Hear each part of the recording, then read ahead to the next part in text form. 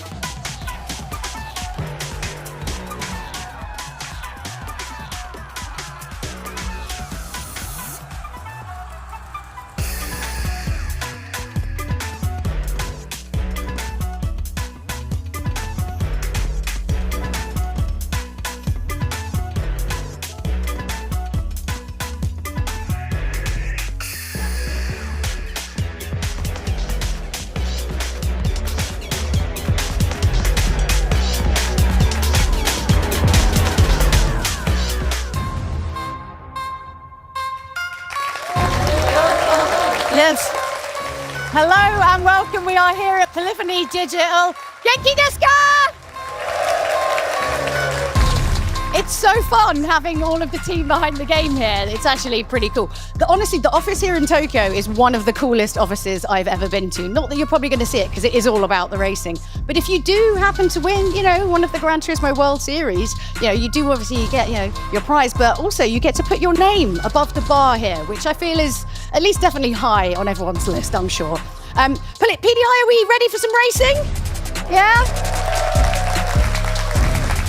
Okay. How excited are you on a scale of 1 to 10? 1,000 for me. That's pretty high. You guys better drive well wherever they are. Well, we're so excited to bring you the Manufacturers' Cup today. But before we get into all that, we do have a very, very special video from MAZDA.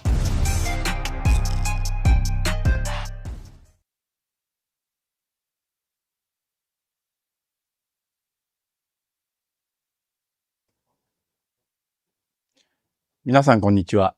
松田の前田です。RX Vision GT3 コンセプトがグランツーリスモに収録されてから約6年が経ちました。その間、グランツーリスモワールドシリーズでは毎年松田代表の選手たちがこの車で走ってくれています。また世界中で40万人以上の方にこの車を使っていただいています。私その姿を見ながらずっと心の中にあったのが、この RX Vision、もっとレーシングカーとして進化させることができないかという思いでした。RX Vision が持つ美しさや存在感、それは絶対に壊したくない。その上で走りの進化を描くこと。検討を始めると、松田のデザインメンバーからはいろいろなアイデアが出てきました。それをポリフォニーデジタルの皆さんと共同で細部まで妥協せず一緒に作り込んでいきました。この競争の機会を提供していただき、心から感謝しています。そしてこの度、マツダ RX Vision GT3 EVO としてグランツーリスモへの収録が決定しました。プレイヤーの皆さん、ぜひ期待して楽しみに待っていてください。そして、ぜひこの進化した RX Vision を自分の手で走らせてみてください。よろしくお願いいたします。Well, what a special car to be coming to Gran Turismo 7, Jimmy, the first ever Evo GT car. Yeah, I think it just shows the parallels that Gran Turismo has to the full metal racing as well. I mean, there's Evos, of course, the BMW Evo M4 as well, Evos in the Mercedes, and now, of course, in Gran Turismo, the first ever Vision GT3 Evo car. Very, very exciting.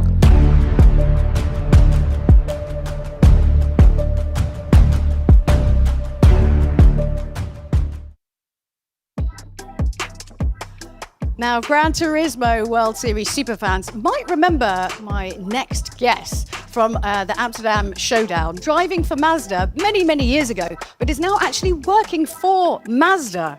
Please give a big, huge PDI and Gran Turismo World Series welcome for Shitara Ryu.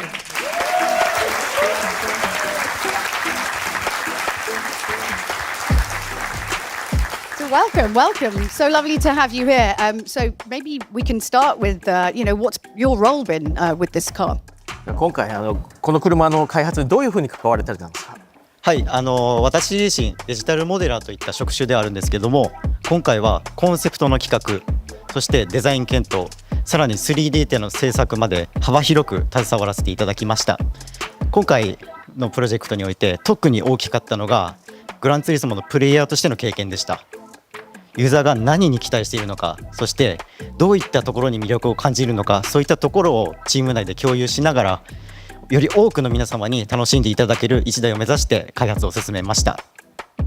Yeah, so I am a digital modeler. That's my job at Mazda. But I was actually able to be involved in the concept design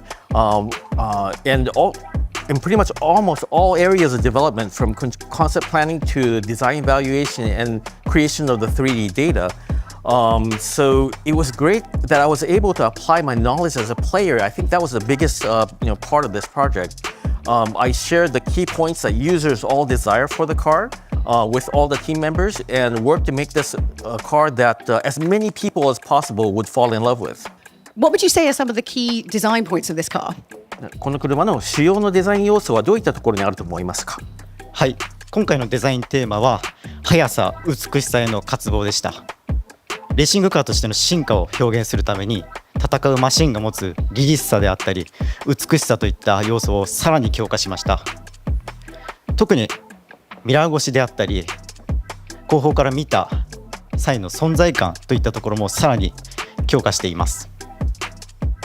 So one of the main focuses in the design of this car at this time was really the speed and the desire for speed.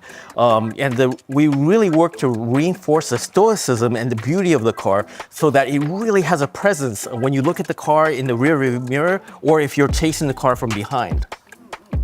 And what kind of parts did you sort of personally focus on yourself? What were your main focuses? 個人的にすごくフォーカスを当てていた部分というのはどういったところでしょうか？はい、私自身最もこだわったのがリアリティ、そしてロマンの追求です。フロント、サイド、リアそれぞれのバランスを見直して、特にロア周りを中心に空力の詳細を最大限アップデートしました。そして私自身何よりレーシングカーはロマンあふれるものであってほしいと常に思いながら開発を進めていました。そのため車の随所にユーザーの皆さんが目を留めていただけるような遊び心のある要素をたくさん盛り込んでいます。ぜひ実際に見つけて楽しんでいただけると嬉しいです。Yeah, so personally, I really focused on the reality of the car and to give it that romantic allure.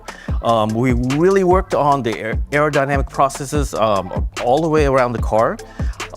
And we really wanted to have that romantic allure so that people will stop and look at it and really notice the different elements that I poured into this car. There's a lot of things that I want people to notice about the car. Okay, do we win a prize if we notice? Right, just kidding. So what was your experience like, making this car, but sort of specifically, for Gran Turismo? じゃあグランツーリスモ専用にこういった車を作るというのはどういった体験でしたか？そうですね、もう僕自身未知の領域でもう非常にワクワクしながら開発を進めていた記憶があります。Yeah, I mean, for me, this was unknown ground. It was like stepping into a new world for me. And one slightly more personal question from me, which was, being a Gran Turismo player, did you ever think it was going to lead to having a super cool job at Mazda? You probably don't think about that, right? これ GT のプレイヤーとして始まっていつかこういったマツダの仕事にまでつながると想像したことはありましたでしょうか？いえ、全く想像していませんでした。Yeah, I had not imagined such a thing at all. See, this is why everyone should be allowed to play video games all the time. See? It's good, it's good. Well, thank you so much for talking to us. The car looks amazing, and I'm sure everyone's going to be so excited to play it in-game very, very soon. So let's give them a big round of applause, please.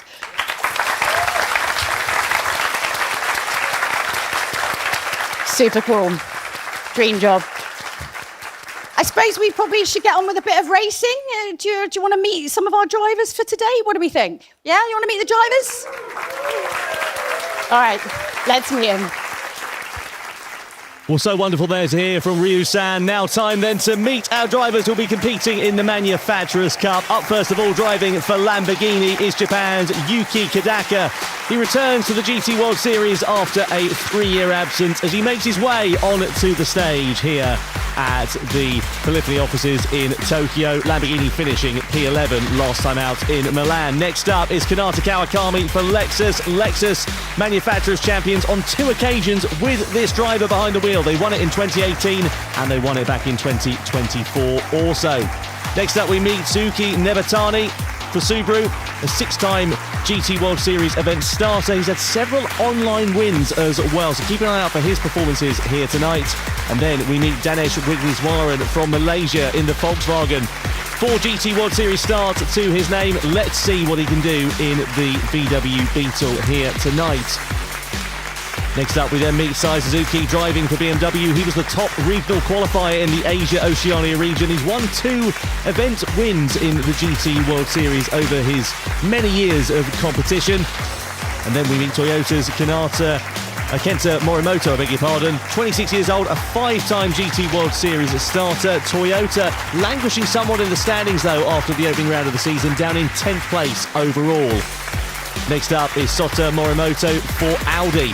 Audi struggled a little bit last time out with their overall result, and they'll be hoping for better fortunes here this weekend, with Morimoto behind the wheel making his GT World Series debut. Mazda's Ryota Kokuma, the 2023 Manufacturers' Cup champion. 27 years old he is now, and a veteran as part of the GT World Series.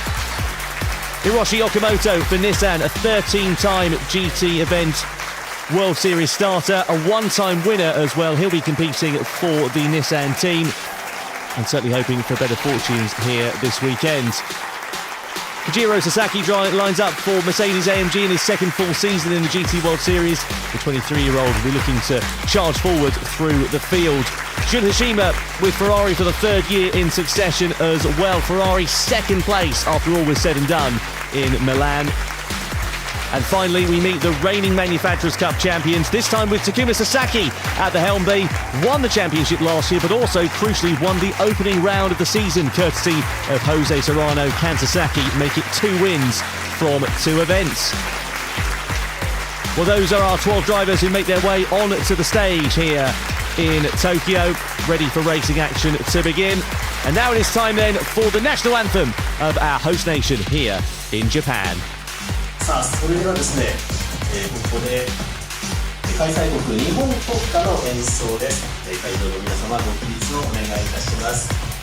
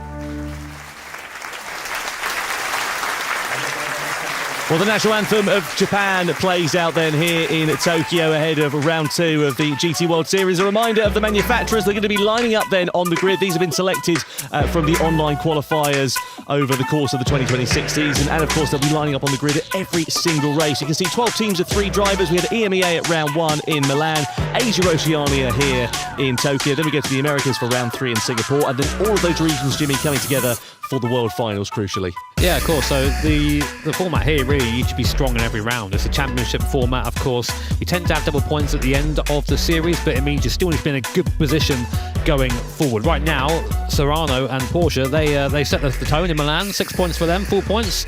And here are your nice little cups and prizes coming up for this round. So we'll see if they can have a repeat of Milan Porsche. Yeah, that was certainly be hoping to. Let's catch up then with Takuma Sasaki, the driver for Porsche. Obviously, you're ahead to start with. How are you finding this so far, like coming into the Manufacturers Cup? ポルシェのドライバーに今回なってマニファクチャーシリーズ参戦なんですけど、これまでどうですか？そうですね、去年ワールドチャンピオンチームのポルシェで戦うことと、あとやっぱりチームメイトが強力なんで、ちょっと足を引っ張らないかすごく緊張してます。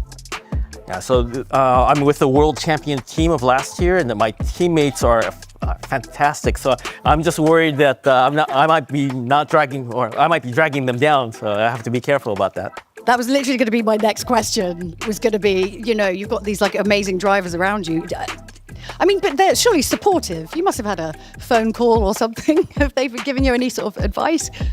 ちょうどその質問しようと思ったんですけど、ものすごいドライバーがチームメイトにいるから、でも彼らはサポートしてくれてはいるんですよね。電話とかで話したりしました。もちろんタイム計測だったりとかを手伝っていただいて、自分の速さっていうのを磨くのに、一緒に練習を手伝っていただいたりとかしているので、自信はもらってます。はい。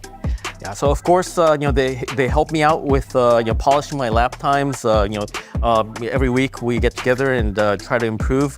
So I am confident. Confidence, good. We like confident. That's good. Obviously, we're in Japan. There's no flying over the seas and having jet lag. Does that add or take away pressure? Because this is the perfect version, right? No excuses. 今回日本で開催ということで飛行機に飛ばなくてよくて、そのジェットラッグも時差ボケもないし、これはプレッシャーになりますか？それともプレッシャーがない状態なんですか？やっぱりもうパーフェクトコンディションだから言い訳できないじゃないですか。そうですね。言い訳できないので、負けた時が怖いんで、もう勝つことだけ考えて頑張りたいと思います。Yeah, you're right, and there is no excuse if I lose here, so I'm only thinking about winning now. You'll be fine. You'll all be fine. It's all going to be fine. Everything's going to be fine. So let's give a round of applause for our 12 Asia Oceania drivers. Really great.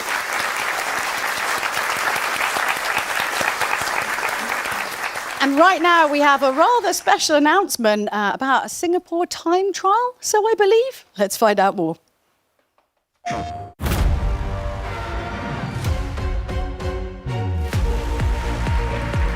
Yeah, the regional time trial is going to be taking place on Gran Turismo 7 from the 21st of August and will run for 2 weeks until the 4th of September. Participants from Singapore, Hong Kong, China, Thailand, Taiwan, South Korea, Malaysia and Indonesia are all eligible to take part. The trial will result in competitors from these regions being able to be the fastest racer and other participating territories to compete in the Singapore Regional Time Trial Challenge Gran Turismo Cup at that event. Here are some highlights, though, from the first time we went out racing in Milan back in May. You can see action began with Jose Serrano at the head of the field, followed by Maximilian Kroll in the Ferrari. There was action aplenty at the reverse layout of the Nordschleife, though. Kroll taking over the lead. It was a battle at the sharp end of the field that we really had to watch unfold throughout the race. Yeah, and Kroll was really impressive in that Ferrari. To be honest, we didn't really see him as a main competitor, but he was harrying Jose Serrano all the way through the race. So you see that fall, these guys just separated by literally millimetres coming through here. But then on the final lap, Serrano found a way by on to the start of the final lap, I should say, it's hard to visualise this for the reverse Nordschleife, but it was great from Serrano there. And then a very well-positioned block into the Flugplatz, gave Serrano the trap position he needed to take victory for him and for Team Porsche. Amazing job from Serrano, as you say, to take the win in the opening round of the season. Kroll there at his debut event in the GT World Series, having to settle for second best, but crucially getting some points on the board for the Italian manufacturer. The top 6 qualifiers then for the Manufacturers' Cup. We're going to be taking place at the Fuji International Speedway. Group 3 cars on the racing soft tyres. 1 lap time attack for these drivers, so they'll get 1 out lap, 1 flyer, and that is your lot. Absolutely critical to get it right. Always very tricky, these 1 lap attacks, because you have to really go out and push the car as hard as possible, often without knowing what the car can do. So it's a real show of skill, a real test of how you handle pressure here. And of course, Fuji, you can get it all wrong at T1, that heavy stop into the hairpin there. So a very, very fun circuit to watch. Maybe not in terms of pressure, not so fun to drive with that 1 lap attack. Yeah, 1.1 kilometre start-finish straight for these drivers, as you say, and then that big braking zone down into turn 1. Keep an eye out as well, in particular for the final corner under racing conditions, Panasonic as it's known, because it's very tricky and quite off camber. Getting a good exit out of there is really important. Here is a reminder of the driver lineup then, the 12 who will be competing as part of the GT World Series here for the Manufacturers' Cup. Very keen to see how they are going to fare once racing action will begin. But crucially, we need to find out how they are going to line up on the grid, and this is where the top 6 qualifier will come into play. Once that's all done and dusted, then we'll get ourselves straight into the grand final. So here's the qualifying time trial. This determines the order in which the drivers are going to be lining up then. So you can see Moriyama, who will be at the head of the field for Audi, with Kodaka for Lamborghini in second place. Then it's Takuma Sasaki, who is in P3 on the grid for Porsche, who won, of course, last time out. Morimoto for Toyota, P4. Jun Hashima for Ferrari is P5. Then is Ryos Kokubun in 6th place, ahead of Nebatani. Okamoto, Kawakami down there in 9th place, ahead of Suzuki, Sasaki, and then Danny Wigneswaran. Any big sort of hitters in there that you're noticing, Jimmy? Yeah, I mean, to be honest, all the manufacturers did well in round 1, have done well here as well, which is essential, of course, for this race. But Wigneswaran will be upset with that VW all the way down the back of the grid. Lots of work for him to do there. Yeah, as you say, that's the lineup in which they're going to be heading out onto the track then for this top 6 qualifier. So we'll wait and see how this one is going to work out then, as the drivers are getting themselves ready and lined up in the sim rig. So you can see the pressure now beginning to build, especially there for the Audi driver, as we wait to get underway then. So top 6 qualifier about to begin as they head out on to the circuit then. So Ryos Kokubun will lead them out for Mazda on to the start-finish straight here at Fuji. A reminder, of course, that this will determine the grid. The general qualifier determined the order in which they went out. Now we know, or we're going to find out rather, in which order they will line up ahead of this grand final. What's going through your mind, Jimmy, as you're blasting out to the pit lane, knowing you've only got one sort of real shot at this? To be honest, like, when I've done this in full metal racing, you really have to just empty your mind of all thoughts, because you can't think about what you have for dinner tonight. You can't think about, oh, maybe it was a bit rubbish traffic getting in this morning, stuff like that. You have to really center yourself and just remind yourself of all your braking points. Remind yourself you're in a car with low fuel, with fresh tyres, and really make sure you're maximising every bit of road as well. Of course, these guys are all professionals, especially Ryota Kokubun here. He's been around, we say veteran, he's 27. Makes me feel very old when we say that. And we say 27, of course, in that Mazda as well. Not in the Evo 1 just yet. I'm sure we'll be awaiting that upgrade very patiently, but still this RX Vision has been a bit of a stalwart through the last few years here in the GT World Series events, and of course audibly noticeable by that lovely rotary, what do you call it, shriek?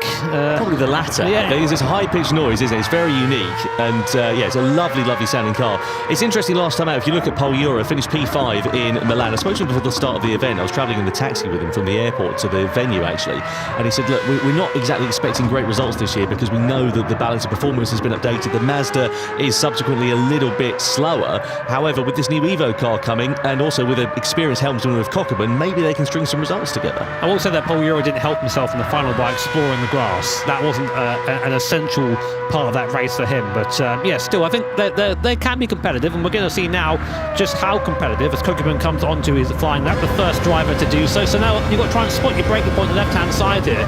Heavy on the brakes and trail off as you come towards the apex. Then it's a game of patience on exit, because these cars do have TC, but trust me, if you nail the car out of the corner, even with TC on, you lose time as the traction control tries to figure out, what do you want from me here? Well, I can't make miracles, as we now come through this very technical section. And then this long right-hander here goes on forever and ever and ever, and that front left tyre is pleading with you just to unlock the steering, but you can't until you get now through nice and tidy there. You see Option got to use all the circuit here to set himself up very nicely for this second hairpin in the middle of the circuit. Kokubun there using all the circuit there, just about within the white lines of his inside tyres.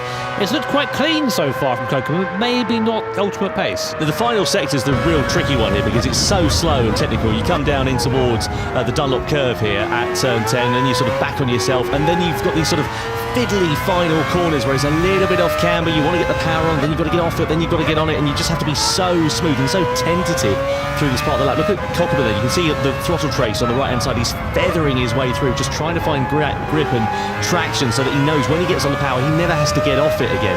But as I mentioned earlier on, when we were looking at the circuit in greater detail, it's this final corner where you need to be compromising the entry perhaps a little bit to get a strong exit. If you're getting a good exit out of it, you're going to be carrying that momentum all the way down this start-finish straight. Yeah, interesting to see him let the car roll quite a bit there through a couple of corners. No throttle or brakes, letting the car make its way through the corner.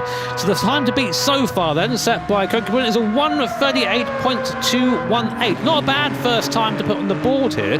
Let's see what Hashima's got in the Ferrari. We know that Ferrari is a very competitive manufacturer this year. Second, of course, at Milan, so the pace is in the car.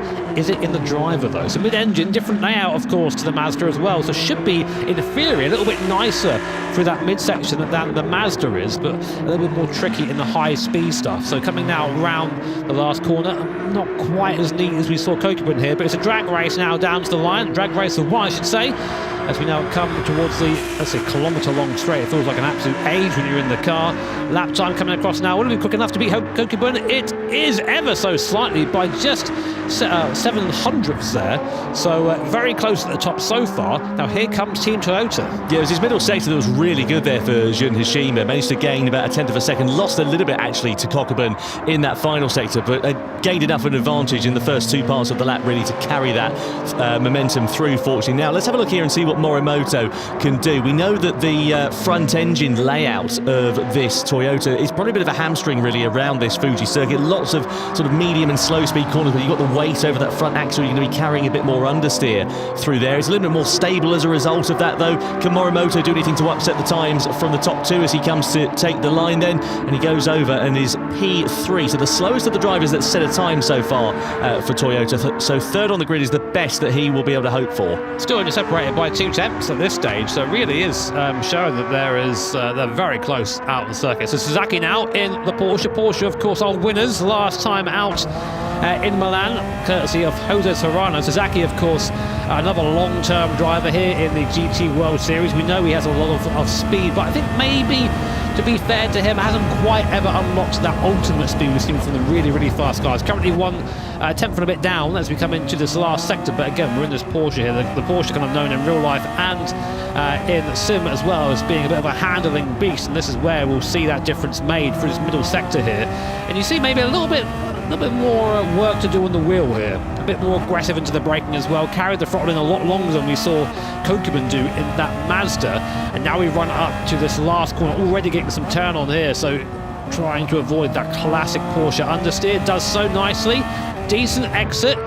Will he be enough to make up that 10th and a bit he lost earlier on in the lap? Yeah, I think like you say, the problem is he's lost that time earlier on the lap. I think he's sort of chasing your tail for the rest of it. Takiwan making his return to the GT World Series after a year or so out. Where's he going to go? He does gain time in that final sector and goes to the top of the pole. That's a phenomenal end to the lap, about 2 tenths of a second quicker than we saw from Hashima and Kokubun there. So it's all in that final sector. I'm assuming where that car's just easy to rotate, not having the sort of weight over the front axle. Yeah, I mean, if the BOP is anything like it is, IRL, the Porsche is a little bit slower on the straights and just great in the twisties, so that's probably where we saw him gain a little bit of time back. In fact, look at the timing, it was, he had the purple last sector of anyone there, so very quick in that last technical sector. Now here comes Kodaka in the Huracan GT3. Lamborghini never really seemed to do well at his events, bless them, so hopefully we can see some decent results for Kodaka here, already in the top 6 qualifying. That is a good sign so far. Comes across the start-finish line. His time though, I say his time is good enough for 2nd place. Oh my word, look how close it is right now. We've got less than 3 tenths separating all the time so far,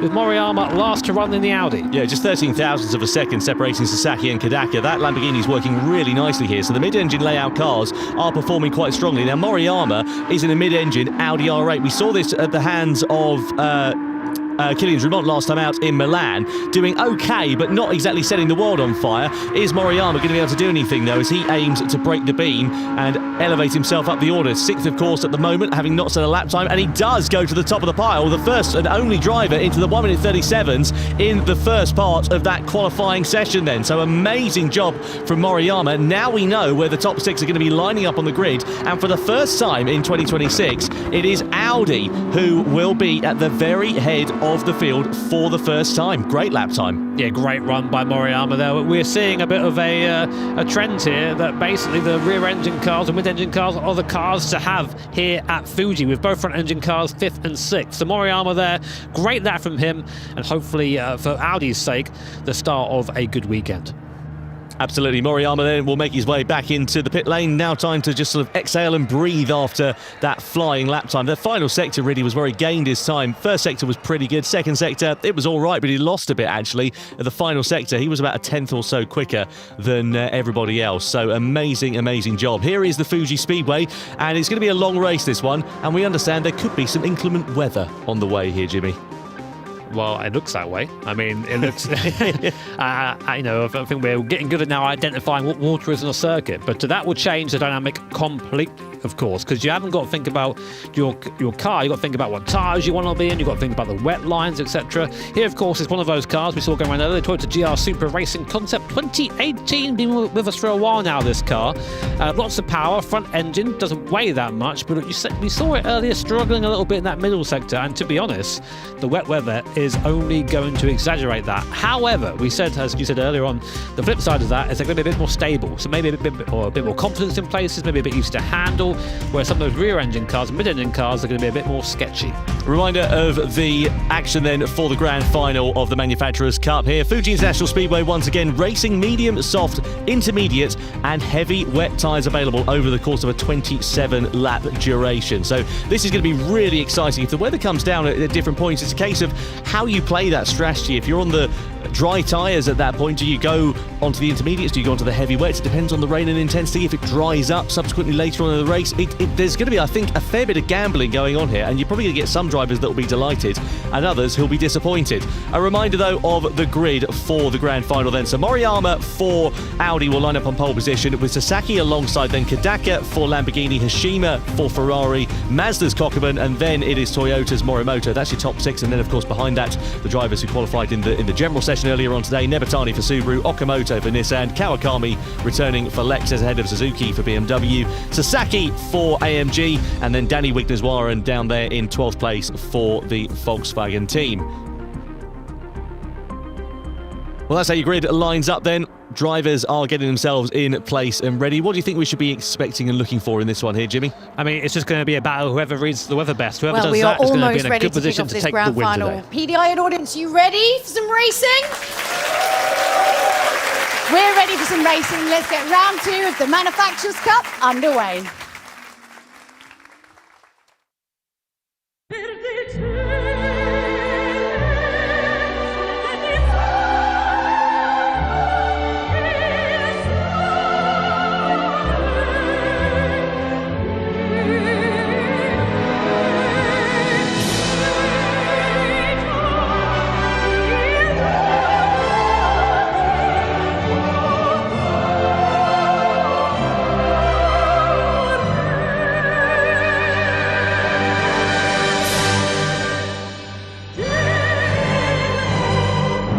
About to begin in the Manufacturers' Cup for round 2 of the Gran Turismo World Series here in Tokyo. The Fuji International Speedway, weather is on the way, and look at that, it's already arrived before the start of the race. What is going to happen when the drivers head down towards the first corner, but crucially when the checkered flag will fall in 27 laps time.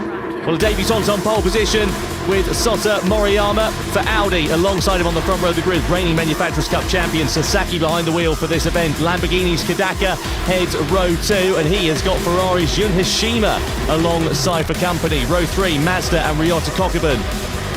Next up, it is Toyota and Morimoto. Let's see whether these front-engine cars are going to be a force to be reckoned with in these wet conditions. Nebatani for Subaru's P7, P8 is Okamoto for Nissan, and then Lexus with Kanata Kawakami in 9th position.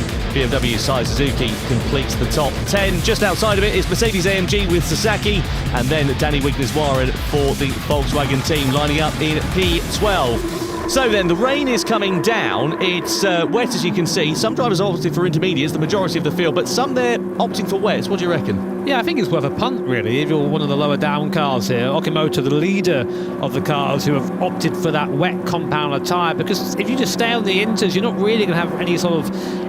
Usually it's one a turn for the first lap or so because of this rolling start. But we have a long run down now to T1. A good place to maybe make a move, you're feeling brave, but also a very good place to have your race undone if you're a bit too brave. But that's up for our drivers to decide. Well, the question is, of course, does it continue to rain? If it does continue to rain, when do you change over onto the wet tyre? If it dries up, when do you change over onto the dry tyre? And of course, nothing to say that the rain can't return later on in the race as well. It's going to be absolutely crucial to make sure you get that timing right, and that could be the difference between winning it or bidding it. A reminder, of course, that in the standings at the moment, Porsche leading from Ferrari and then Mercedes-AMG. Right then, let's go racing as Moriyama will lead the field across the line, and as we head down towards the first corner, picking your braking point is so difficult in the dry conditions here at Fuji, even more so in the wet. Moriyama then is the first driver to accept those conditions and head on the brakes, and he runs it a bit deep. That might allow Sasaki to come alongside him, and it does. Sasaki then in the Porsche, challenging on the exit of turn 1, blasting through turn 2 in the Porsche, and is Moriyama going to be able to fight back and challenge that race lead once more? Keep an eye out for Kodaka there in the background in 3rd place, and Sasaki has got it held off there as it's under investigation down at T1, so clearly there's been some other incidents. That's his experience there. Sasaki reading the conditions a bit better. Moriyama in his first ever live event, of course, so feeling the pressure down towards T1, just running a little bit wide and losing that spot. Here's Kodaka on board. Oh, well, welcome that is to Moriyama to these live events. A little bit of contact there as we now come down to the chicane for the first time. This gives Sasaki a little bit of breathing room at the front. He's going to like that down to the first chicane. It's very nice to be able to run your own line, not have your eyes in the mirrors. However, if you're Moriyama, you have Kodaka and Hashima behind as we all break down there. Everyone gets through seemingly okay for the first lap. As we now come through to the last sector, this is where we're really going to see the characteristics of these cars exaggerated by these wet conditions. And it looks like, Tom, just looking from the timing, so the intermediate tyre is the tyre to be on. These wet tyres not getting off to a good start, maybe not quite getting temperature in them at the moment. Yeah, fair bit of standing water out there on the track, as you can see right now. The windscreen wiper is still going, which indicates that there is rain falling of some intensity, but not necessarily a hugely heavy one. So, as you say, those wet tyres, they're probably going to offer a little bit more grip in the initial stages, but they're quite easy to overheat the surface of them if there isn't the water to clear them. But you can see, look, nose to tail as they exit out of the final turn, and they'll head across at the timing line. So Sasaki it is that leads for Porsche, then it's Moriyama for Audi, then it is Kodaka for the Lamborghini team. We're on board here with Jun Hashima, who's got a view of those top 3 in front of him, and let's see how effective the slipstream will be here in this Ferrari 296 as well. Down the start-finish straight we go. Hashima there lifting and feathering on the throttle as we head in towards turn 1. I'm confused, sir. I would have sent her around the outside, you know. Gotta get spicy in these ones. But of course, Hashima, like many other drivers, said this isn't their first rodeo. They sort of know how these races go and how the story of the race continues. So here's a replay of T1 here. Here's what we just saw. And here, no, this is lap 1. There is Moriyama going slightly wide there, and Sasaki getting by. I'm not sure if that was the incident we were talking about, because nothing happened there. It just went wide. I think it must have been further back, an incident that unfolded there, because we saw it was under investigation, but as such, no action as we can see for the time being here. Does the rain look heavier to you, Tom? It could possibly be coming down a little bit heavier, couldn't it? I mean, that's, of course, very important this race. So I did see a couple of bright spots now. It seems the clouds have moved in slightly as we're on board with Kokubun, and that, of course, will then hand the conditions over to those on the wet compound of tyres. So we'll keep an eye on that as the race develops. Kokubun, again, very, very long time occupant of a seat here in the World Series here. Knows his way around a track or two, and of course hanging on to the back now of this top 5 in the Mazda RX Vision. Honda, I mean, that is the lead front engine car at the moment. You can just see in front everyone having that struggle, getting the car to rotate in that last corner there. Just the tyre not quite gripping through the water. And you must think, I think it is getting a little bit more tricky for them out there. We'll keep an eye on lap times and just see which way they're going. Yeah, keep an eye out for the wet job brothers of Okamoto, Kawakami and Wigneswaran as well, because those 3 drivers started on the wet tyre, took a gamble further down the order, and they may start ascending through the field. It's still pretty tightly knit across the split at the moment, about 8 seconds or so separating first to last place after just a few laps. So looking here at Moriyama, on board with the former race leader, making his debut in the GT World Series, just 18 years of age he is. See him there, look, on the brakes, off the brakes, on the brakes, off the brakes, just trying to get that car stopped as best he can. Slightly deep down at turn 1, but there often is a little bit more grip actually on the outside of that first corner, and I definitely think the rain is coming down as a heavier intensity, and this is where we might see those wet shod runners starting to come to the fore here. We're already seeing Okamoto. He's just watching the gaps there, a little bit closer to Nimitani in the Subaru. Lap time wise, they all sort of did the same lap time last lap, but I think that will change this time around. You can now start seeing the reflections there, and this is where it gets very tricky as a driver, because a little bit of contact there. Kadaka just getting it wrong again. Second time he's run into the back there of Moriyama down at the left-hander, and just goes to show how tricky it is even for the best GT drivers in the world. Now, of course, as I was saying, these intermediate tyres, they were in that window, and now they're starting to fall out of that window. The water's getting a little bit too much for the intermediate tread to clear. You see Moriyama there, even with traction control enabled, wiggling, trying to get the car out of the corner. Okamoto starting to move up the field now. Yeah, just to give you an idea as well, Kawakami, he was fastest in the first and the second sector on this lap alone. So he's down in, what is he at the moment, 9th place, Kawakami, in that Lexus. And he was about half a second quicker in the first sector than anybody else on the intermediate tyres. See the Kadaka there, all over the curb there. It's a bit of a tricky pickup from karting, just using the curb to hook in the car and turn it and rotate it. But that only works on a high curb. These low curbs are like ice. Special exit, those guys are doing very well. So we're going to get a feeling now, as Sasaki continues to lead the race, at the moment anyway, of the difference between those on inters and those on the wet compound of tyres. So we see with Kokubun there, we're in the slipstream, the draft of the car in front, to try and lower the air resistance in front of us and get a bit of a higher top speed. So lap time at the front, 150.1 from Sasaki. Let's wait for Okimoto to come through now, and he does a 149.6. So, and we have Sasaki, who's it? It was Kawakami, 149.4. So they are the fastest runners on track right now, the wet runners. But also to give you an idea as well, we were 147s at the start of this race, so we're 2 seconds slower than that as a result of those conditions worsening slightly. But I have to say, there is a slight look of a break in the clouds in the distance as well, something to keep an eye on. Now, here is Nimitani, we're on board with him. 7th place is right on the back of Morimoto. He's going to biff into the back of him, isn't he, down at T1? So that's an incident that's unfolding there in the first couple of laps, and Nimitani may incur the wrath of the stewards as a result of that. He didn't gain the place, did he? But, yeah, not ideal in terms of picking your braking point and avoiding contact. Yeah, we call that one an open lobby lunge. That was a good effort there, but didn't quite get the car slowed down. And this is another part as well, is that braking distances are lengthened in these conditions, and sometimes it catches out a driver, especially if you're offline as well. Although, truthfully, really, these guys should be now searching for the grip. You find that the dry line in wet conditions becomes super slick because all the rubber has been pushed down into the track by the slick tyres, and usually you have to try and explore the circuit. You see going a very wide entry there, just to make sure you can actually find a little bit of grip on tarmac. So here's Morimoto.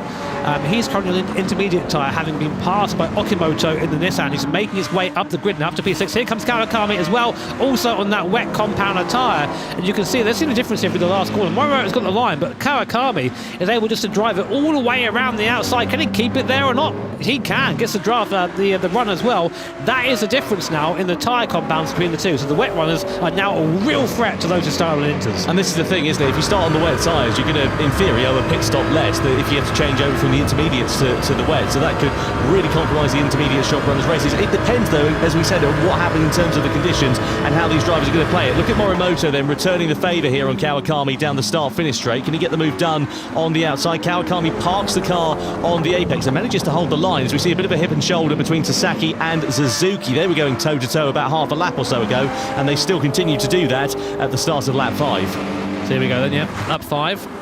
Conditions seemingly worsening here at the Fuji International Speedway. Here's a replay of Kawakami and Morimoto. Now Kawakami, of course, on that faster wet compounder tyre, just drives it into the corner. Nice. He can just do it, drive it in deep and make sure he can just keep the car there, and then takes the long way around. Seldom use this line, of course, because it's a lot longer distance, but using the grippier part of the circuit in the wet, using the wet compounder tyre, and just drives by him like he's standing still. Yeah, amazing job from Kanata Kawakami then. Let's see what he's going to be able to do for the remainder of this race. Currently up into 7th place at the moment is the Japanese driver behind the wheel of the Lexus. So Sasaki rather is that leads as it stands for now, about 0.8 of a second in front of your former pole sitter Moriyama. The gap between those two has been relatively stable since he got in front on the opening lap of the race. Kodaka, Hashima haven't moved anywhere from where they started on the grid. The gap though between the likes of Kokuma and Okamoto has now shrunk down. It's about 0.3 of a second between those two drivers, and you'd imagine you're going to start to see the Nissan putting a challenge on the top 5 here before too long. We say that, I think the rain stopped, Tom, or at least as the intensity has quietened down a little bit. We haven't really got our radar that we usually have here, so it's just taking a guess based on what we're seeing here. But it looks a little bit brighter in some places. Doesn't look like the rain is coming down as hard. We can get a look at the lap time to see what we've got here. Yeah, bright in the background there. Okamoto does set the fastest time of the top 6 positions. So, yeah, I mean, it might come back to the interruns. Yeah, it's a case of, as you say, just sort of working out the best strategy here for these drivers. Nebatani there having a look on the inside of Sasaki, who runs it a bit deep, and that's going to open the door here for Suzuki to go through. 2 for the price of 1 in the BMWs. It all got a bit sort of confused really down at that first corner, and the doors open, the seats parted quite literally for Suzuki. But yeah, definitely getting brighter out there on the racetrack at the moment between these runners, and you wonder again whether those intermediate tyres are going to start to fall back in their favour. Just looking at the lap time, still the wet shod drivers of Okamoto and Kawakami were a little bit faster last time around in some parts of the lap, but the intermediate runners again relatively similar in terms of pace, all in the low 1 minute 49s for pretty much the entire field here. Yes, it's all bunching up. I mean, there'll be a tyre stop at some point, I'm sure. I say it was getting better, but it's hard to tell with this spray here. From this camera, it looks like maybe the bottom half of the circuit is still raining quite heavily. This is, of course, an awesome feature of GT7. Is it might rain in one part of the circuit, but not necessarily the other. So, trying to get things right from that, plus driving against the best drivers in the world, is a little bit of a challenge for our GT superstars. But they're up for it. Here comes Okamoto having a go now at Kokuban. Again, that wet tyre does still seem to be the tyre to be on. Let's see what sort of punch he gets out of the last corner here in that Nissan GTR GT3 car in the slipstream now. And back in the day, this car used to be a bit of a rocket in a straight line. Not really sure how it's balanced here in the game, but we know that Mazda isn't slow either. In the draft then is Okamoto, another driver that knows his way around these GT World Series events. Doesn't seem to be gaining that quickly. Might be close enough to have a lunge here into T1. We look for it, looks to the outside. Maybe, no, he's still there now with the inside. Goes inside. Can you get the car slowed down? Kokuman holding around the outside, and through he goes up into 5th position there. Nice move from Okamoto. He just seems to have a bit more grip on those tyres right now. Better braking potential, better exit, stuff like that, and up to 5th. So up 3 places from his starting position. So interesting how that this is ebbing and flowing in this race, and almost like a lap or so ago we were saying, oh, the intermediate tyres are coming back, and now suddenly the wet tyres look like the one to be on. Give you an idea of the difference in lap times. About half a second quicker was Okamoto than Jun Hashima, and about 0.3 faster than Kokuban there as well. Meanwhile, at the sharp end of this, Sasaki had a lead of about 0.8 of a second or so quite recently. That's now down to about 0.4 of a second. We see Suzuki and Sasaki here going through to the final corner of Panasonic. Nebatani, I think he's going to make contact with, and picks up a warning as a result of that. The problem is the lines sort of merge going through there, and ultimately Suzuki deemed as the guilty party. It's fine. There was contact. Of course, it's non-contact sport racing, as they keep telling us, but that was fine. Inconsequential. A warning is okay there. Sasaki, as you say, I mean, the gap is sort of rubber banding a little bit, but I don't think he's really getting away from Moriyama. Of course, Moriyama, his debut event, his first time on one of these events, doing incredibly well so far. 2nd place in that Audi. I'll remind you, last time out, Kylian Drummond could only manage 6th place at Milan in the Audi. So to come to your first event here and perform so well under pressure in difficult conditions in front of an audience as well, of course, the PJ office is incredibly impressive. So are we going to be seeing a pit stop now? They're going to the right. I didn't think so. It's a bit early for that. But just see Sasaki there put into the right, trying to break that toe, make things difficult for Moriyama, who is gaining a little bit on the straight, but will be far too far back for a move, unless he's feeling very brave. Channeling Mr. Verstappen, maybe. Yeah, absolutely. For Moriyama, despite the fact he's only 18 years of age and this is his first year of competition in the GT World Series, is a very experienced driver as part of the Gran Turismo family. He's been competing in the under-18s online championships raced in HRC as well over the years. And you can see the weather radar as we look at it there.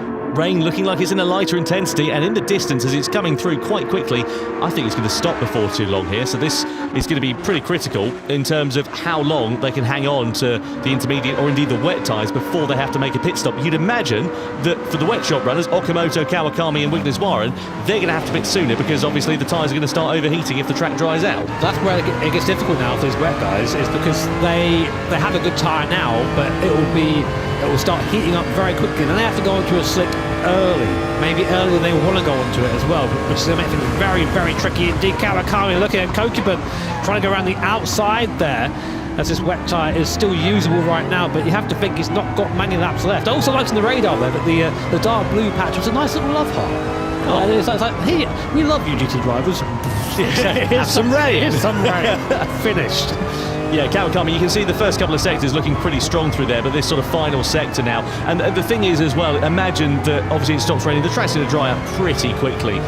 You would figure it out as well here. And you can see visibly how much the rain has stopped now. The windscreen wipers are off. There's a little bit less standing water on the racing line already. You have to think all this spray is the water being displaced by the tyre and the aerodynamic flow of the cars in front. And when the rain stops, that is basically just clearing off the circuit. It's like a giant vacuum cleaner. And within a couple of laps, you're going to see a dry line form. And that's when you have to think, right, do I gamble now and go for a slick? Can I keep my car within the confines of this dry line? And that's where it becomes very, very difficult, especially down at T1 here. As we see a move there in the background. That's Sasaki in the AMG looking up the inside of Shota, who goes very wide. Morimoto just about keeping onto the circuit, onto the marbles on exit there. Usually a bit more grip on those in these conditions. And now still side by side. Great racing here from Mercedes and Toyota driver. But Morimoto's got the line on the inside. Turns in, does Sasaki there. Wouldn't it be forced wide? Now he's got the inside line for this long right hand. It goes on forever and ever and ever. But he's being kept very tight to the inside. Still inside there. There is Sasaki. I think he's got the move made. Has he? No, he's looking to the outside now. Here comes Devatani as well into the mix. So it's a three-way scrap for 9th place right now. And Morimoto getting it slightly sideways there, losing out to Sasaki and just about keeping Devatani behind. Great racing here, albeit for 9th place. Yeah, fantastic. Really respectful. As you say, not going to count for any points as it stands for now, but nonetheless, really exciting stuff. Let's see whether the Subaru driver is going to have a look on the inside of Morimoto. He is down at turn 10. The gap was there. The position was there for the taking. So for Morimoto, loses 2 places in the space of near enough as many corners, and subsequently will go through and challenge for those positions inside of the top 10. So Morimoto drops down into 11th place for now. Then Nebatani up through in the Subaru, further place up the order. But you can see already the gap. Look at that. I mean, the 3 drivers that were squabbling, and they've already lost about a second or so relative to Suzuki in the BMW, who was pretty close to them before that all began to unfold. Yeah, one of the tricky things you have to try and think about as a driver, and it hurts when you're out on circuit, is this overtake going to cost me? Is this fight going to cost me the longer race as a whole? Because, of course, you never want to give a place. But thinking about it, then this sort of fight here can actually slow you both down. Suzuki there on the inside in the BMW, getting past Kawakami in that Lexus. And, of course, this is where we're starting to see those wet tyres start to fall away, start to overheat. And you can see on the circuit now that darker patch. That is the water being cleared away. There's still significant spray right now, so I wouldn't think about going to a slick just yet. But it's not going to be far away, Tom. No, that's the thing, isn't it? It's when you gamble, when you find that sort of crossover point. Lap times are now as fast as they've ever been in this race, into the 145s, 146s. At the start of this one, in the wetter conditions, we were down into the 149s, 150s. So yeah, track is definitely going to be coming back to those intermediate runners who had to sort of deal with the pain in the first third of this race, and now they're starting to reap those rewards. So for Okamoto, for Kawakami, for Wiggins-Warren, it's going to be a case of damage limitation at this point and sort of jumping really before they end up getting pushed. I think what you have to do right now, if you look at lap times, I mean, Okamoto was nearly 2 seconds slower. Actually, was 2 seconds slower than Moriyama, who's in 2nd place right now. So you have to think, maybe I do one more lap here, be a rolling roadblock, and then box and hope for the best, because every lap you stay out on wet tyres, you're losing 2-3 seconds a lap on the race time as total. So you need to be brave here if you're on those wet tyres. You have no other choice, otherwise the race is going to go away from you. Yeah, look at the clearer sort of circuit now. You can see the sunshine just in the background of the picture as the grey clouds begin to depart. There's a penalty that's been picked up for one of the drivers in the background there as we come to the timing line once more. Now, are we going to see anybody coming into the pits on those wet tyres this time around, because again I think we're getting to that crossover point, and Okamoto in the Nissan, the 2023 Manufacturers Cup champions no less, carrying on in this one as it stands for now. But Okamoto now outside of those point positions. This is the move then that was made on the Japanese driver with Sai Suzuki on the inside as he went through in that final sector and just had more grip as soon as he got to the left-hander there. I've been in that position before when you're out on old tyres and the car behind you is just a lot faster. There's nothing you can really do. I mean, you can fight it if you want, but you end up just losing more time. So I think that was wise there, Okamoto, just to open the door and say, yeah, you know what, go on, mate, I can't do anything right now, but watch out, I'm going on 6 soon probably, and I'm going to hunt you back down again. Yeah, that's the thing, isn't it? As you say, once they get to that crossover point, the problem is if you stuck slicks on now, I mean, it would be a race ender because it's just way too wet. There's nowhere near a dry enough line. And again, you can sort of see it. Again, it's ebbing and flowing. The windscreen wipers are coming on because that standing water in front is still being kicked up by Takuma Sasaki. We're on board here with Moriyama, getting a good view of things. Not everywhere for Sasaki, just in the curb. I think this is the lap you come in. I think this will be it. I think if you're on the wet tyres, you have to come in now and just risk it. Put on some softs or something, put on something that will heat up quickly and send her out the pit lane. And that's the thing, when you have a slick tyre in these tricky conditions, you have to heat it up. That's where the grip comes from. So you can't afford to go out there and tiptoe around, because then you lose temperature, lose speed, and it's this death spiral of temperature. So hopefully we'll see some of these guys react like that. Now Suzuki's coming to the right hand side there. Is that to break the toe or is that to box? It looks like it's to break the toe. It's confusing the pit lane here, Tom. I keep thinking they're going to come in here. We saw this in Monza last time, didn't we, when we were racing in the Nations Cup, where drivers were, again, sort of dummying others into the pit lane and looking like they were making those stops, but they weren't actually making those stops. And obviously such a long start-finish straight here. Okamoto then, as you said, does blink. There's no choice but for the wet shop runners. For the intermediates, it's going to be tricky enough with them beginning to overheat. For the likes of Okamoto, for Kawakami and the Nissan and the Lexus, respectively, their hand was forced there, really. They're going to go on to, presumably, a dry compound of tyre here. Inter in the box there. I don't know if that's just a graphical thing. Let's see. As we onto the mediums. Okay, so medium compound of tyre, super important now. So these laps, this is where the leaders are going to be watching these guys now, because they're the test dummies. They're going to go out and see what it's like on these slick tyres. Right now you can see lots of spray coming out of pit exit, and as you rejoin onto that racing line where it is dry, the car is going to feel better, but we'll probably see these guys struggle for the first sector and then come alive as the tyres start to feel a bit of temperature. But we'll keep an eye on the lap times to keep you guys informed too.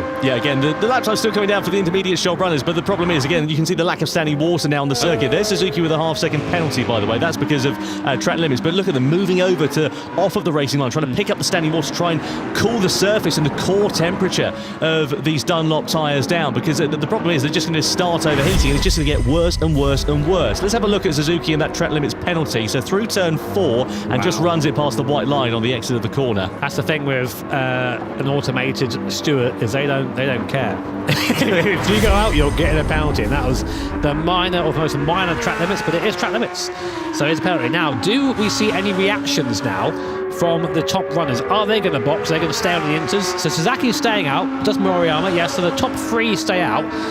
Sector times, we need to have a look now and see what they're doing through the middle sector.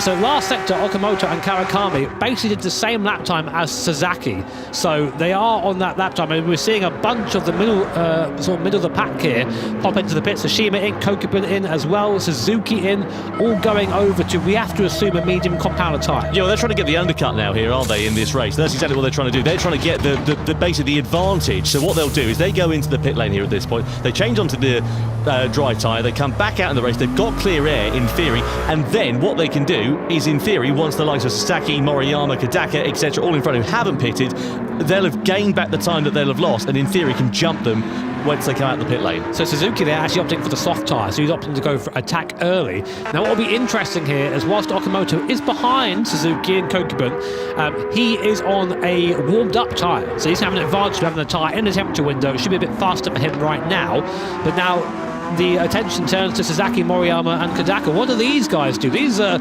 really the guys that are currently in the fight for the lead of the race. Sasaki's been good all race. Moriyama is right there as well. And you have to think they're all going to box at once. I don't think going any further now is going to be worth the time. Well, your pit leader, isn't he, is Jun Hashima in the Ferrari. He's on the medium tyre, 14.3 seconds. So if they don't pit this time around, we need to keep a really close eye on the gap. I've got to say, I think these medium shop runners all at the front end of the race, they're going to have to think about coming in this time around. Next time around will would be, I think, worst case scenario. So sector times, Okamoto and Kawakami have just set PBs through the middle sector, although through the first sector they're still not quite as quick. So Sasaki coming in, Moriyama coming in, Kodaka follows in as well. So the leaders now blink as well. They've deemed the fact this intermediate has gone as far as it can go. But what tyre will they go on for this last part of the race? Ideally you want a tyre that's going to go to the end now. So you have to think maybe the medium. We've seen a couple people on softs as well. So what does Sasaki do, our current leader in Porsche? Yeah, so we get for the soft tyre, yeah. And Moriyama, I think, is going to follow him, and likewise, Kodaka actually goes for the medium tyre there, so he's deciding to go longer, hoping that the rain won't return, and then he can use the sort of longevity of that tyre relative to the sort of lack of pace it has over the softs. Just to give you an idea of the difference in pace, by the way, for Jun Hashima, who I was saying about being the pit leader, he was half a second quicker alone in the middle sector on those drivers. So that, again, their hand was forced. They had no choice because they could see that gap being eaten away. The only driver who hasn't pitted is Nebatani in the Subaru, who's trying something quite different, going long into this one, but you can see relative to the likes of Sasaki, Moriyama, etc., you're going to have a 20-second total pit loss time, aren't you? So he's going to be dropping down probably further than he would have done had he pitted sooner. The thing is, it is slicks now. You can see just how dry it is. There's no spray at all. If you go offline, you're in trouble, so don't do that. But it is just slick tyres. So here is Hashima and Kokubun battling for what would be 7th place at this point in the race, side by side. This is where it gets tricky now because some of the circuit is dry, some isn't.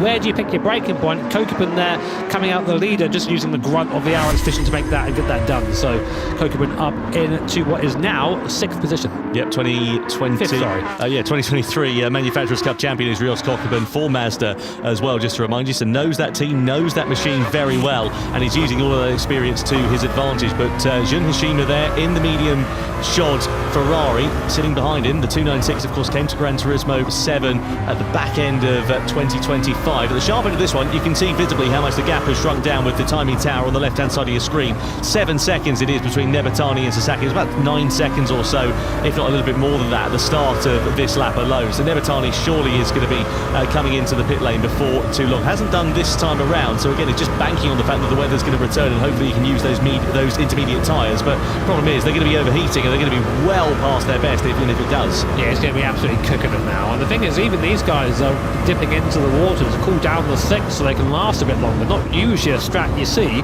but if it works, it works. We see Kokubun go a bit wide there, maybe cooling those slicks down a bit too much.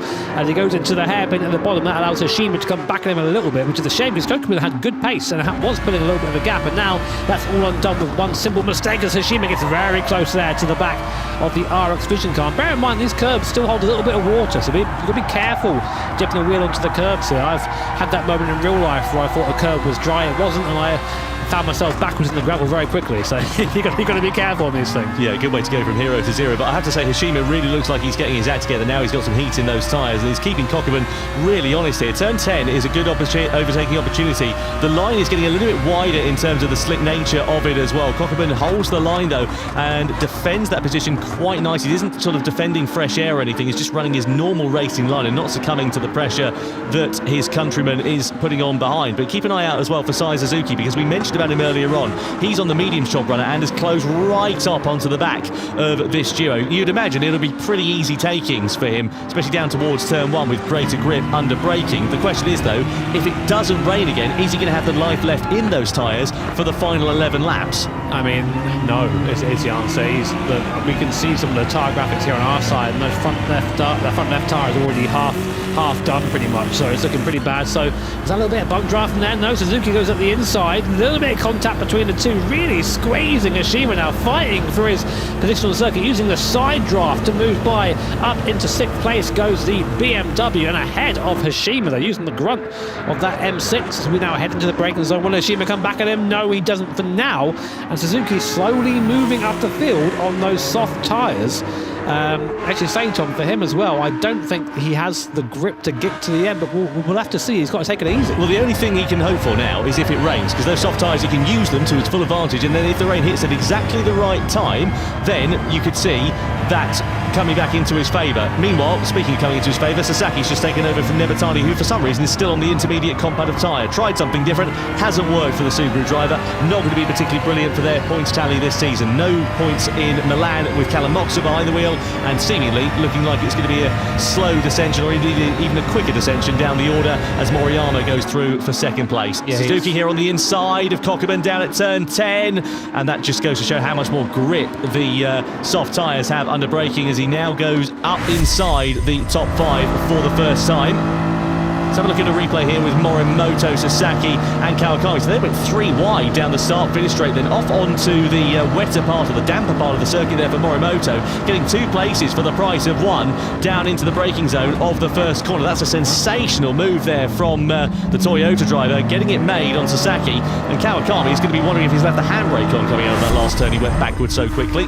Toyota's a rocket, eh? Like on the straight, super fast. And I was going to say, Nebertani is actually lapping about 4 seconds a lap, 5 seconds a lap slower than the rest of the field right now. So I think he's praying for something that isn't going to come. And if he pits now, that's it. He's just last. So, I mean, that's race undone there. Poor decision making from Nebertani. Yeah, that's the difficulty, isn't it, when you're in a World Series event like this and just getting the strategy call wrong there for Nebertani. You can see again a few grey clouds still lurking overhead here, so if it does begin to rain towards the end of the race, that could prove to be an interesting factor. And again, we get to that sort of crossover point, but at the moment as it stands, with just under 10 laps now remaining, Sasaki streaking off into the distance, 1 second in front of Moriyama. Thing is, with being 5 seconds a lap slower over the course of 4 laps, that's a pit stop.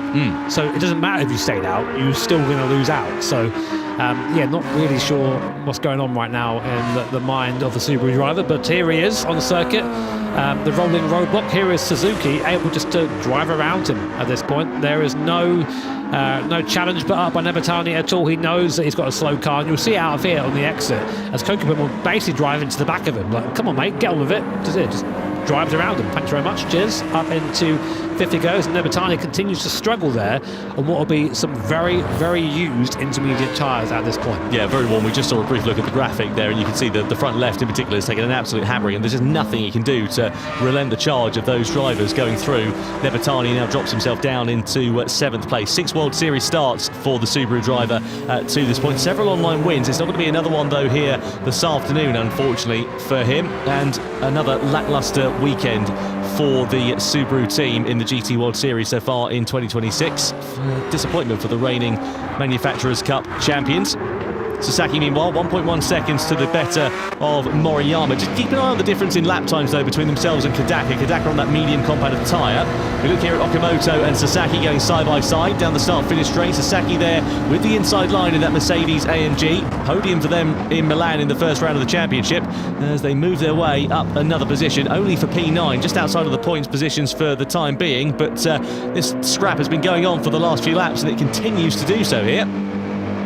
Yeah, 9th, 10th and 11th there, all in your screen. Okamoto, of course, one of the guys, and Kawakami, who started on that wet compound tyre. Didn't really work out for them, though. Although, I say Wiggins-Warren, we have not really mentioned him at all this race. The reason being, he's 10 seconds off the back of this fight. The Malaysian driver just not really getting to grips here today. Struggling, but still in the race. You've got to be in it to win it, although it'll be a bit of a miracle now for Wiggins-Warren for that to happen. We need to hope for some kind of safety car or divine intervention for the Malaysian driver. Right, Kawakami, can he do anything to depose of Okamoto? These two drivers, of course, were on the wet tyres at the start of this race, and oh, how the tables have turned, because they're battling for now 10th and 11th place after making their way up quite nicely through the field in the first phase of it. And you can see the dry conditions now really looking quite prominent out on this track, and even a bit of sunshine beginning to creep through the clouds as it stands. Heading through and towards this final sector, and you'd imagine that Kawakami, if he's going to line something up, it'll be out of the last turn and down that start-finish straight, using the slipstream to his advantage. In front, you've got Nebertani being passed there by Sasaki in the Mercedes AMG and going through quite easily. I wonder if Okamoto or indeed Kawakami can use Nebertani, as you refer to him, the rolling roadblock, to their advantage. I mean, he is. He's still out there. What's he? What points is he trying to play? Now he's finally in the pits now. He's going, you know what? Yeah, I did want to come last in this race. Do you reckon he's got money on the race? He's throwing it. Yeah, not opportunistic from him. Meanwhile, Okamoto and Kawakami side by side. These guys put on a great race in these two front engine cars here, Lexus and Nissan for both, as Okamoto stays ahead, and Nebertani going onto the softs now. maybe to, I don't know, be able to at the end of the race, I guess. I just don't know. He's now 10 seconds off the back of Warren, who was 10 seconds off the back of Kawakami. So different postcode now. Yeah, I tell you what, it's a disappointing race for Nissan in particular because they scored points with Mikołaj Sejak in the opening round of the season in Milan. Fourth place for them at the checkered flag. They're not going to be scoring here this afternoon if it stays as it is. However, there is another twist in the sail by the looks of things because it looks like there's some more rain on the horizon. So we were saying about the circuit beginning to dry out, but now you can see the windscreen wiper coming on for Takuma Sasaki, who pulled out a 1.4 second lead over Moriyama, your former pole sitter. So how are they going to play this? If you're the top two, do you decide to gamble or do you play it safe and wait for everybody else to blink? But the problem is that they're arriving to those conditions first before everybody else. Yeah, my mastery of the Japanese language isn't very great, Tom, but I imagine there's some expletives going on in the cockpit of that Subaru right now. Never entirely having just come off the intermediate tyres and it now starts to drizzle again. But even so, too late to do that. So yeah, now you're in a weird position because you have, 7 laps left of the race, 8 laps, or including this one now. And if you're Sasaki or Moriyama, you're the ones you have it all to lose. So.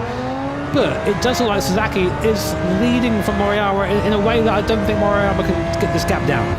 The gap has been 1.2 seconds, 1.3 for the last few laps. So what he really needs to do now, Moriyama, is just maybe make that call at the right point. If the rain continues to the point where you have to change tyres, of course, as we said before, these slicks, if you keep them warm, they can run for quite a while into the wet conditions. So if it just stays as a drizzle, it will just make it a bit more annoying for the drivers, to be honest, rather than it being, Okamoto, they're not happy. Weaving and flashing the lights at Kawakami. Didn't really see what happened there. Maybe he's just frustrated being held up, but mate, that's racing. You gotta get by the guy. You can't just flash him. He was doing that down the start-finish straight, actually, wasn't it? It was like watching a Christmas tree from Woolworths or something along the lines of that, because he was trying to find his way through and just couldn't get it done under braking. And I think, as you say, a bit of frustration starting to creep through for the Japanese driver in the Japanese machine. Now, Saya Suzuki, fantastic job on those soft combat of tyres, and this is exactly what we were talking about, Jimmy. Those soft tyres are working out quite nicely because now we're getting to that point. If the rain comes down and it gets to a heavier intensity before the end of the race, that could be the right strategy call because he's made his way up through the field and now he's got that place on merit. So if he changed over onto the intermediate tyres at the right time, he could hold that position, if not maybe gain some towards the end. Yeah, well listen, I mean, this guy started 10th. He started 10th in this BMW after a poor qualifying and has basically, through strategy and, of course, good driving, has just dragged himself up the field into P4 and in real contention, maybe, if he gets the right call here, putting himself onto the podium for Team BMW there, which is a great result for them. And, of course, would match kind of what they did in Milan as well. So, I mean, obviously you want to win these things, but consistent finishes as well. Oh, I read the wrong thing there, sorry. Yeah, well, BMW were actually 8th in Milan, so... They were fourth at the end of the season, yeah. Any points are good, is what I was going to say there. But be consistent and point scoring is the way to win championships. Of course, winning is better, but sometimes you just have someone to come out, win an event, and then not score again for the rest of the year. We saw it, I think, last year in the Grand Finals, people going to the finals ahead and then getting decimated because they just couldn't be consistent in that last event. Yeah, consistency creates champions, as the old adage goes, and you can see consistency is very much at the forefront of the Porsche teams, right? Because they're still leading this race. They won the opening round of the season, just to remind you as well. Porsche leading this one then from the Audi driver of Moriyama. Kadaka still sitting there in a lonely third place. He's on that medium combat tyre, has dropped back of touching distance, so I think the win may be off the cards here for Kadaka. But again, if that rain comes down, I have to say that it's still looking quite bright and quite sunny out there, and those windscreen wipers that we saw a lap or two ago, they've stopped now. So was it just sort of a brief dalliance at a downpour rather than a deluge? Because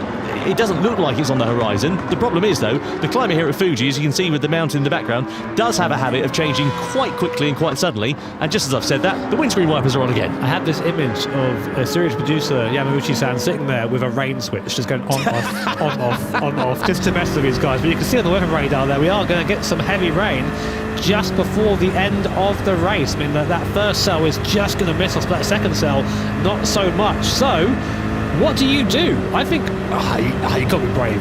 I mean, I raced at the Nürburgring in real life, of course, at much longer circuit than it is here. And if it just rains a little bit, your engineer goes, well, tough, deal with it. Because to change tyres takes so long to do that it's not worth it. Okamoto coming in now, for what? Is he going to go to an Inter and just hope to maybe... I think he's gambling. I think he has to, because the race has come undone for him, hasn't it, really, here? I mean, he was up at the sharp end of the field at the start of this race. Too early, surely. I would agree with you, absolutely. But if the rain comes down at heavy intensity, yeah, he's going for the intermediate time. I think he has to try something, because at the moment, he's going to score nothing. If he tries it and it works out, look at the rain there coming down. Yeah. If they time it well and it works out okay, then perfect. There's spray already. Maybe this is the call. Maybe Okamoto's made an absolute blinder of a call here. But the thing is, it's only one lap, and he's far behind. So I don't think we're going to see the rest of the field coming in. And bear in mind, all these guys can get an idea of what everyone's doing around them. So they probably all know at this point that two of the drivers have gone for intermediates. It's about 21 seconds he's lost as a result of that pit stop there. So that's the sort of gap that he's now got to make up. It depends, obviously, if everyone pits in front of him. If these drivers can keep heat in those dry tyres and it doesn't rain too heavily, then they're fine. But if it rains really heavily and over all of the track, then they've got to come in and it becomes a bit of a moot point. And that early pit stop there for Okamoto in the Nissan could prove to be absolutely inspired. The final sector, again, see the rain, but you see it starting to come down a little bit. There's a bit of rain beginning to fall on the surface here. And again, if it gets to that heavy intensity, and we saw the radar, there was a big sort of black cloud beginning to come through. Look at it down the start-finish straight already. Too early. 31.7, the best sector there by Hishima on medium compound tyres. Okamoto does a 32.8 through there. It's too early, but the rain is coming down now.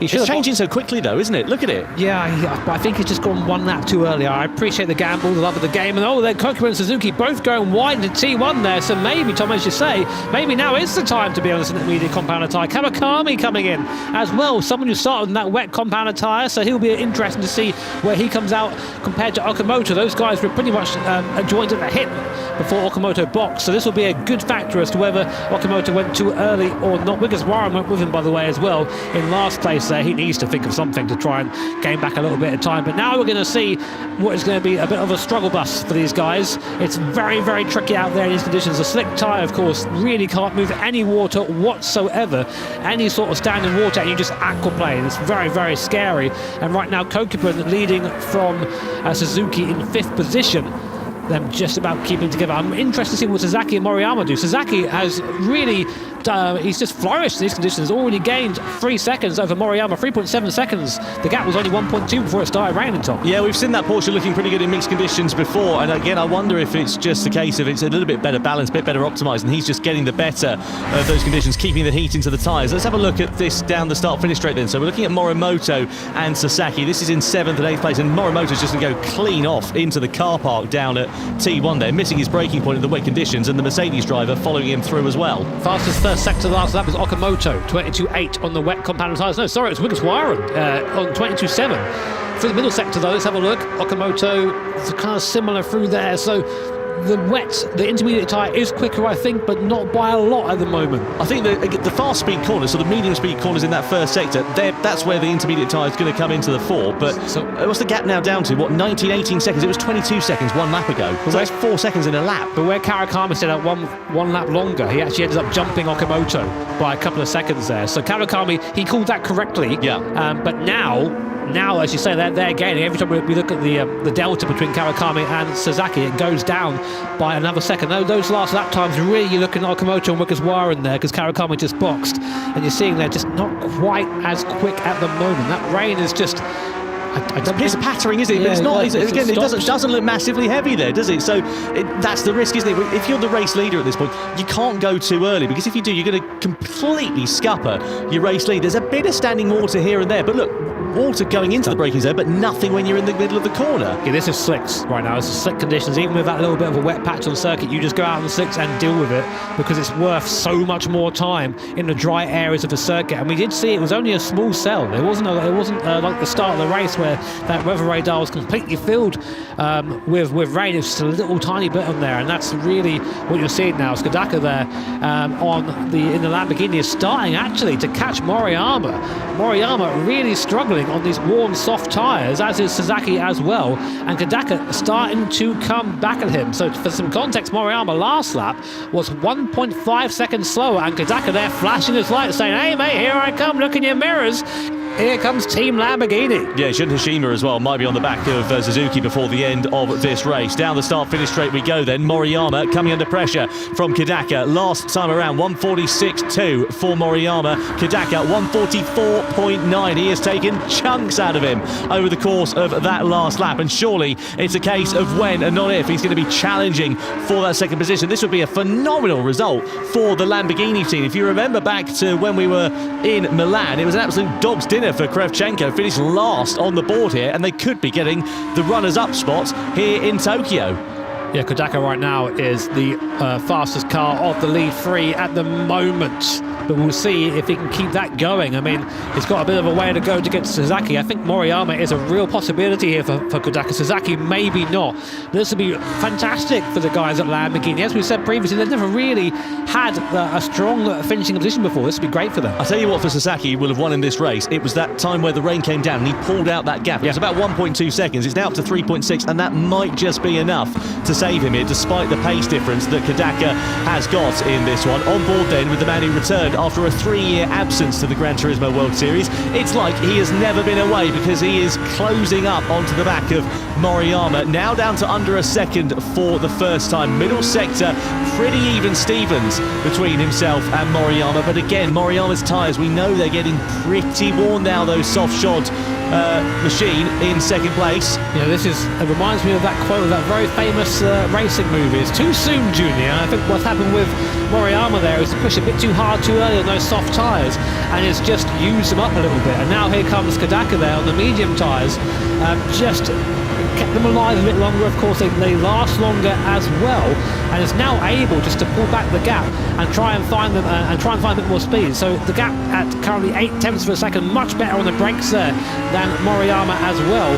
And he's only got about a lap and a half left now to make this move, so it's going to have to be a real push time for Team Lamborghini. Yeah, and here's the thing for Kodaka, as you say, needs to make that move. He was only about 0.4 of a second quicker last time around, still definitely faster, but nowhere near as fast as he was the lap prior to that. So again, you wonder whether Moriyama is just going to be able to do enough to be able to hang on. It's going to be through these sort of medium speed corners and then the slower speed corners where he's going to struggle to get the traction out of it. And this is a fantastic end to the race. Not quite for the race win, but for the podium positions here. I don't think Kokeman's going to feature in this one because he's, 3.3 seconds off the back of them. But for Moriyama and Kodaka, this one is going to go right down to the wire.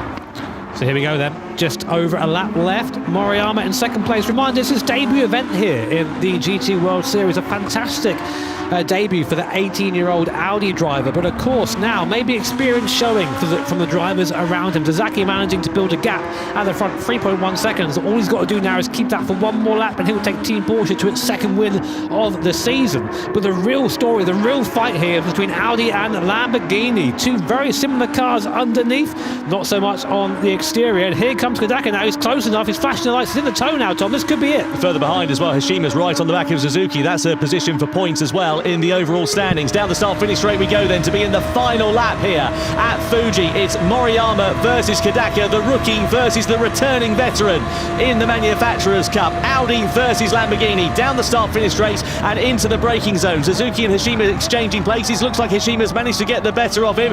No room through though for Kodaka into turn 1. Good exit out of turn 2 and in towards the braking zone of turn 3 will help his charge here as he flashes the light in that Lamborghini to find his way past the Audi. We've seen this a couple of times. Moriyama just can't quite get the car rotated at the centre of the corner there and just loses time compared to the Kodaka behind. Is now all over the rear spoiler of the R8. Will he go for a move on the inside here as Moriyama puts him wide onto the grass? There goes Kodaka up the inside of the last lap in the Lamborghini, but can he hold it? That's absolutely sensational then. Side by side they go on the exit of the corner. They're going to come down to the braking zone of turn 10. Moriyama will have the inside line. If he can hold track position, he'll hold off the challenge for Kodaka, who ducks back into the slipstream, then surely will dive to the inside, but no, because Moriyama defends it. Kodaka tries to go the long way round. They're going to flick it into the left hand, and the Lamborghini's there on the apron to the corner. A fantastic move for Yuki Kodaka in the Lamborghini. Can he though hold it to the checkered flag with just one more sector to go here at Fuji? Kodaka has got second place against his countryman then, and there's just a couple of corners remaining. Moriyama back through. on the inside, but ending on the line.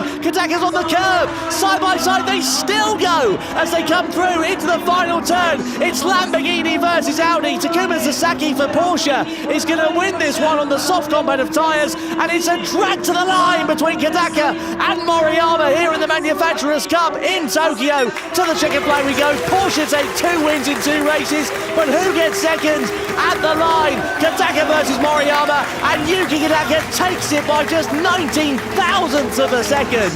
What a race, what a finish.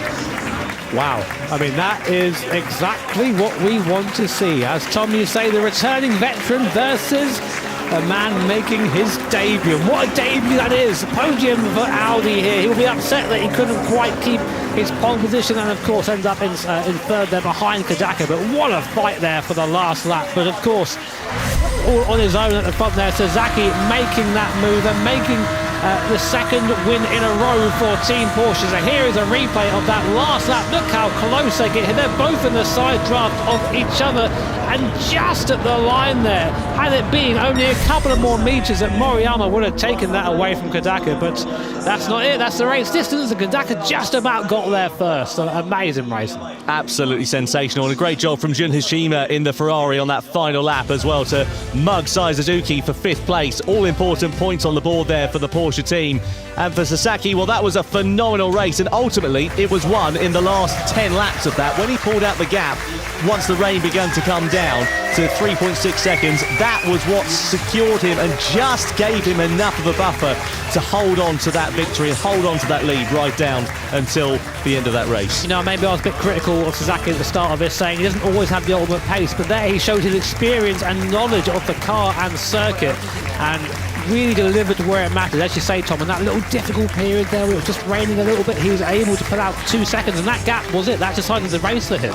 And that pace, he'll be, as you can see, he was elated with that. I mean, great to see him, in my opinion, achieve his first win at these events. I mean, he has achieved victories before as part of teams, but to be there and really make that difference, that's the first time I've seen that from him as a driver. Yeah, sensational job from Takuma Sasaki. Great for Porsche as well to make it 2 wins in 2 Gran Turismo World Series events in 2026. Let's have a look at some highlights though from that one. Well, it kicked off in dramatic style with Sasaki getting the race lead over Moriyama in the Audi in the opening corner of the race. Behind, we saw Suzuki coming through like a freight train. Had a little bit of contact though with Nebatani in the opening stages on the wet compound of tyre. The track then begun to dry out, and we saw a divergence in strategies. Those who'd started on the wet tyres, the likes of Okamoto, Kawakami and Wignes Warren, etc., all began to struggle, and then we saw everybody else changing over onto the dry tyres for the middle stint of the race, and we saw this man, Sai Suzuki, coming through like a freight train in the middle part of it.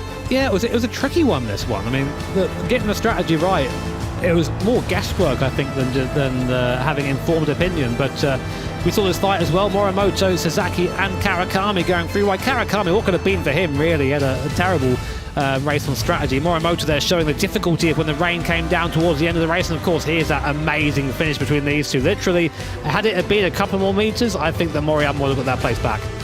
Yeah, sensational end to that one. A drag to the line. What more could you want? Let's get confirmation of the results, though. It's Takuma Sasaki who takes the win for Porsche, who make it 2 wins in 2 GT World Series events ahead of Yuki Kadaka, the returning driver for Lamborghini, in second. Moriyama on his debut in 3rd place ahead of Ryota Kokuben, Jun Hashima, and then Sai Suzuki completing the points finishers. Ultimately, Morimoto's got to be bitterly disappointed with how that worked out. But let's hear from our winner. The winner of Round 2 for the Manufacturers' Cup, Takuma Sasaki.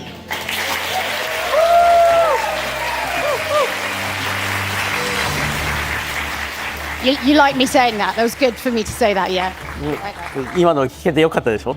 いやもうそれはもうもちろん。Of course, of course. So obviously, you know, you took first position pretty early on, and you just looked sort of comfortable. But I mean, I know my perspective of it isn't always, you know, the case. Was it a comfortable drive for you? もう割と早めにもうポールについて結構もう落ち着いた感じで走ってたような気がしたんですけど、私の視点はドライバーの視点とはまた違うからどうでしたか？いやもう今回のレース、一応最初1位にすぐに出ることができたんですけど、天候変化があって、もういつ雨雲が来るかもわからないし、もう最後まで気が抜けないので全然余裕じゃないです。はい。Yeah, so this time, I was able to get in the lead fairly early on, but with the rain coming, not knowing when it's gonna start getting really wet, there was no time for me to relax at all. Yeah, I mean, it looks relaxing from here.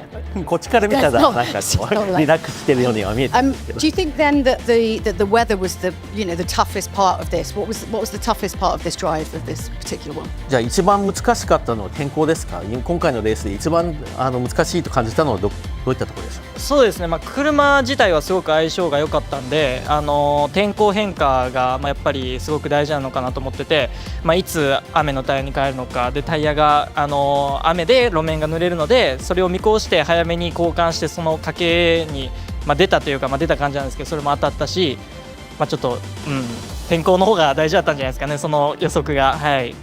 Yeah, so I mean, this time the weather was tough. The car itself was great. It was just the weather that was really important, and also just the random thing that I didn't really know what was going to happen. So it was really kind of a gamble to get on those tires early, getting ready for the wet. But that worked out. It paid off. I mean, you did okay. 悪くなかったですよね。Is Papa Serrano happy with you now? セラーノパパは喜んでくれると思いますか？はい、ハグしました。ハグ。Yeah, I got a hug.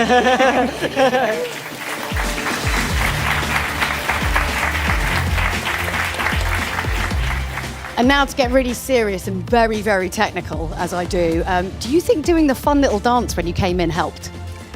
すごくシリアスな質問をしますけど、入場時のちょっとした踊りがやっぱり効いたんじゃないですか。いやもうそういうのをやっぱね見せていかないと、やっぱワクワクしてますよっていうのは心から表現することによってレースをより楽しめるかなって思うんで、自分のためにっていうか言い聞かせた感じで、こうルンルンルンと歩いてきた感じ。Yeah, so I think that kind of thing is really important to show that I'm excited and make myself have fun, so that I'm kind of convincing myself. It's a good strategy. You all need better signature dances, so we're going to work on this before Singapore, right? You could give them some tips. You can be their dance coach. みんなのダンスコーチしてあげたらいいですか？もちろん。皆さんぜひダンスコーチしますんで、すいません。Maybe at the party, we'll do that. パーティーでもいいですし。Well, let's give them a huge round of applause. That's our Manufacturers Cup winner, round 2, Takuma Sasaki.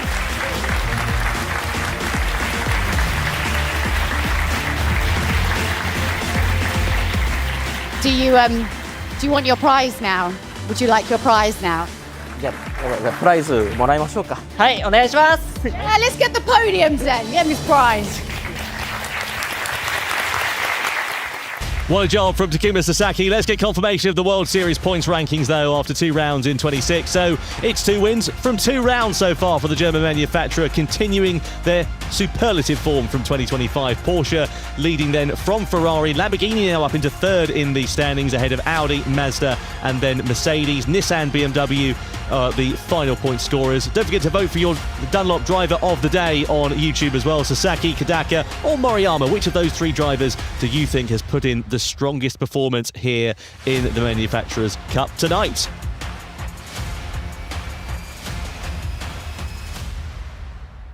Well, just moments away then from the podium ceremony about to begin, and let's welcome our drivers then on to the stage. A fantastic race weekend here for the Gran Turismo World Series in 2026 for the Manufacturers' Cup. Our top 3 finishers welcoming themselves and being welcomed by the crowd here in Polyphony Digital on to the stage. So then, time for our top 3 finishers to enjoy the podium celebrations. 3rd place for Sota Moriyama for Audi, the 18-year-old making his debut in the GT World Series this weekend in Tokyo, and a great way for him to bounce on to the world stage here. For 2nd place for Yuki Kadaka, he'll be absolutely delighted with that. 19 thousandths of a second separating himself and Moriyama at the checkered flag, and a great return to the rostrum for the Italian manufacturer. But for Porsche then, it's Takuma Sasaki who makes it 2 wins in 2 rounds as he stands on the top step of the podium for his first time this season and for Porsche's second. Celebrations then about to begin, but before we present the trophies, it's now time for the national anthem.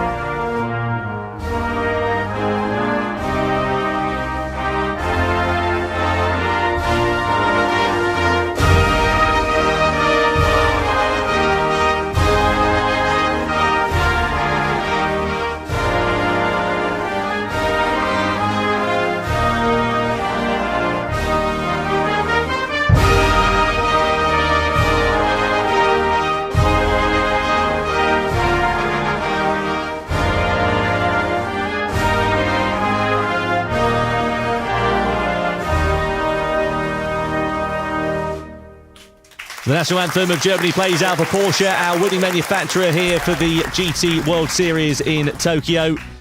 And it plays out for Takuma Sasaki, the winning driver as well. And now time for the trophies to be presented to our top 3 finishers.